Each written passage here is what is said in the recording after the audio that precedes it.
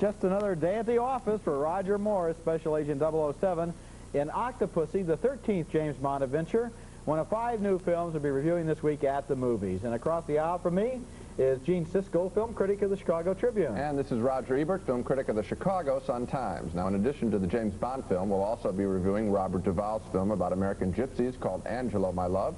Also, Joseph Losey's French film, The Trout, that condemns the rich, and a documentary film called Hollywood Outtakes with some surprising footage of some famous Hollywood stars appearing outside their regular movie roles. But first, Roger begins with a horror film called XTRO, that's XTRO. Remember that spelling? Remember that name. Our first movie is one of the most mean-spirited and ugly thrillers I've seen in a long time. It's called XTRO, and it's a monster movie, and it's not a very good monster movie, but that's okay because most monster movies aren't very good.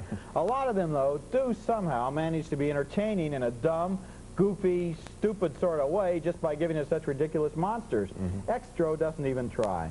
Here's a scene where a spaceship lands.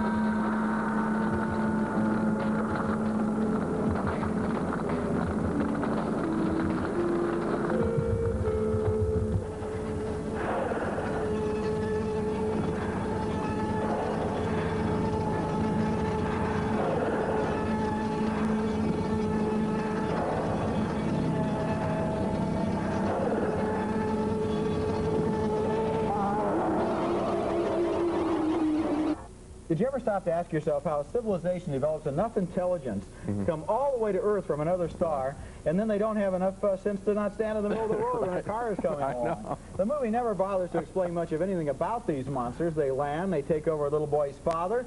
Little boy has nightmares. He has a pet snake named Harry. His daddy comes back and eats Harry's eggs, and so forth and so on, in a depressing and completely cheerless exercise that leads to an utterly hopeless conclusion.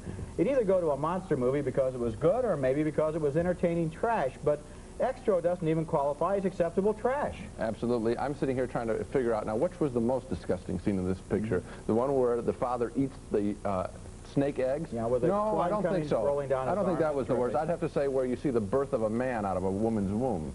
A full-grown man. That's really a nice scene. Really. I always get a kick out of these actors. You know, they've all studied, and they all think they're in show business. I would like to be born on screen with all this garbage all over. I don't think I'd enjoy it very much. The disgusting thing about this film, though, is that it doesn't even have the courage to admit what it is, which is entertaining matinee trash, and let's have a little fun. Instead, the conclusion is so nihilistic, in which the movie basically says, that's it, everybody's going to die, there's no hope, fade to black, let's have the credits. It's as if they're so pretentious that they're trying to make some kind of a philosophical statement out of this garbage. It was offensive. Garbage is the operative word. Coming up next at the movies, the latest James Bond film starring Roger Moore.